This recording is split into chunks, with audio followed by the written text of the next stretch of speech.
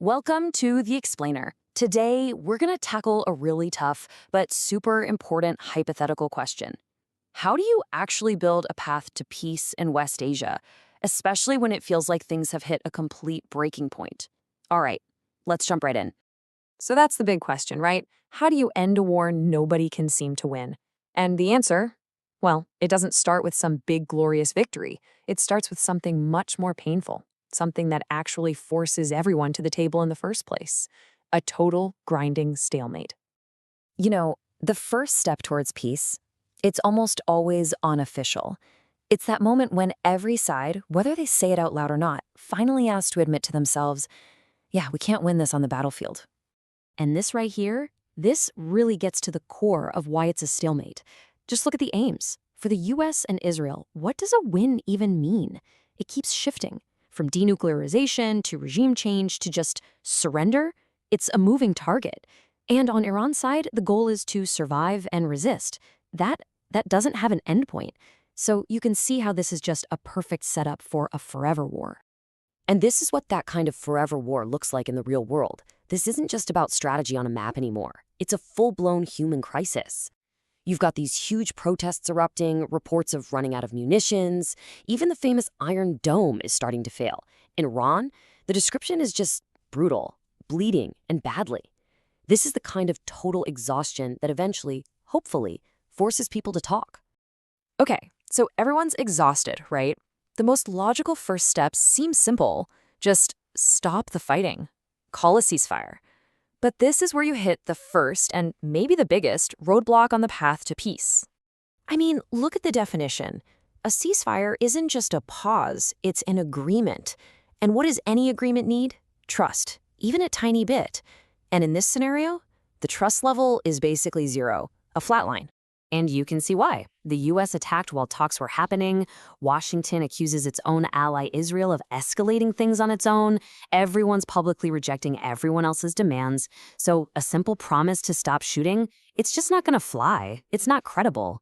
What you need is a referee, right? Someone from the outside to physically get in between them and make sure the peace actually holds. So naturally, you think of the UN. That's what they're for, right? But here's the catch. The UN's own rulebook has this, well, it's a built-in problem for a situation exactly like this one.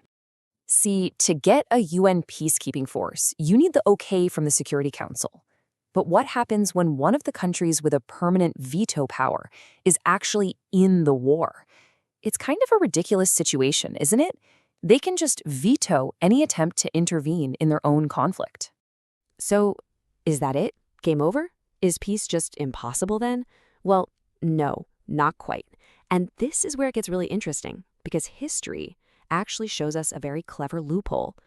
Let's rewind to 1956, the Suez Crisis. You had the UK and France, both permanent members of the Security Council, invading Egypt. They then turned around and vetoed a UN resolution demanding they stop. Classic. But then, the UN General Assembly, that's where every country gets a vote, pulled out this rare move called the Uniting for Peace resolution.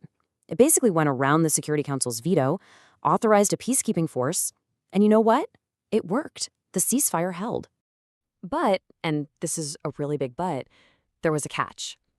The reason it worked in '56 was because the United States basically strong-armed its own allies, Britain and France, into accepting it. And that shines a light on a hard truth about the UN.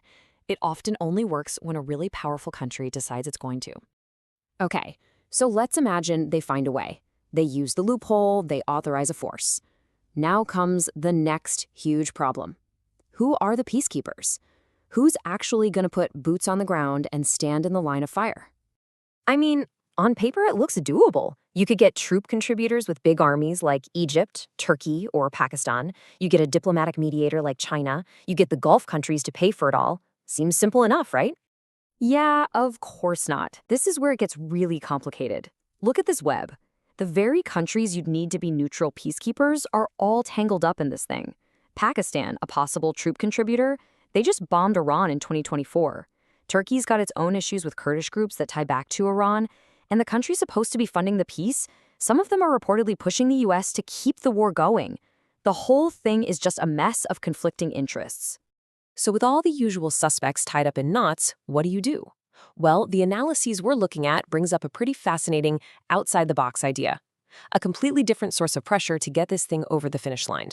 The proposal is basically this: shift the focus. Stop relying on the big powers who are all invested in the outcome one way or another. Instead, what if India were to rally the global south at the UN? Create a united global front against the war from all the countries who are getting hammered by the consequences, especially the energy crisis this thing would cause. And this chart really shows you the power of that idea. This isn't just a handful of countries. We're talking about the global south. That's 68% of the world's population. If they all speak with one voice, that's not just a polite request for peace. That is a massive, undeniable global demand. So, in a world that feels more fractured than ever, could this be the answer? A new chorus of voices building a peace that the old powers couldn't? It's a huge question, but this idea, this potential shift away from the old games of great power politics, it might just be the kind of creative thinking the world needs, and it really makes you wonder what the future of peacemaking is going to look like. You can download the complete notes of this video from the pinned comment below. If this video helped, do like and subscribe to the BriefCase for daily visual explanations.